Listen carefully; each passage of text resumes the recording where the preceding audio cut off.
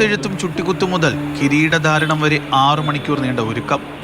53 വയസ്സിലും ചെറുപ്പത്തിന്റെ തിളക്കവുമായാണ് കലാമണ്ഡലം ബാലസുബ്രഹ്മണ്യൻ ഓരോ തവണയും വേദിയിലെത്തുന്നത്.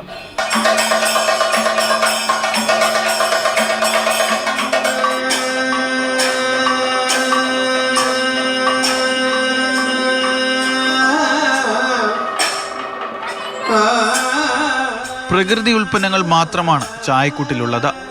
പിന്നെ അലങ്കാര വസ്തുക്കളും പട്ടും. ഇവയെല്ലാം കൃത്യമായി ധരിച്ച് വേദിയിലേക്ക് എത്താൻ മണിക്കൂറുകൾ വേണം. പക്ഷേ ഇത്തവണ ഒരു പ്രത്യേകതയുണ്ട്. ഈ കാത്തിരിപ്പിന്റെ മണിക്കൂറുകളിൽ ബാലസുബ്രഹ്മണ്യന്റെ മനസ്സിൽ മിന്നിമറയുന്നത് കഴിഞ്ഞ 23 വർഷത്തെ കഥകളി ജീവിതമാണ്. തെക്കൻ കേരളത്തിലേക്ക് വളരെ അപൂർവമായി എത്താറുള്ള വീരശൃംഖല പുരസ്കാരം അധികം വൈകാതെ തന്നെ കലാമണ്ഡലം ബാലസുബ്രഹ്മണ്യനിലേക്ക് എത്തും.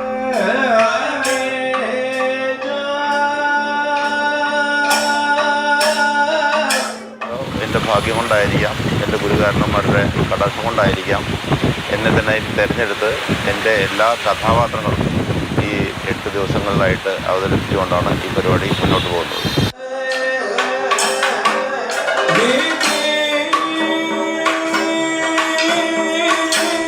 ഇന്ത്യയിലെ പ്രമുഖ നഗരങ്ങളിലും 26ഓളം വിദേശ രാജ്യങ്ങളിലുമായി ഇതിനോടകം തന്നെ കഥകളി അവതരിപ്പിച്ചിട്ടുണ്ട്.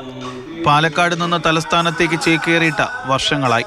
ഇനിയുള്ള കാലവും കഥകളി അഭ്യസിപ്പിക്കാനും അവതരിപ്പിക്കാനും തിരുവനന്തപുരത്ത് തന്നെ ബാലസുബ്രഹ്മണ്യൻ ഉണ്ടാകും.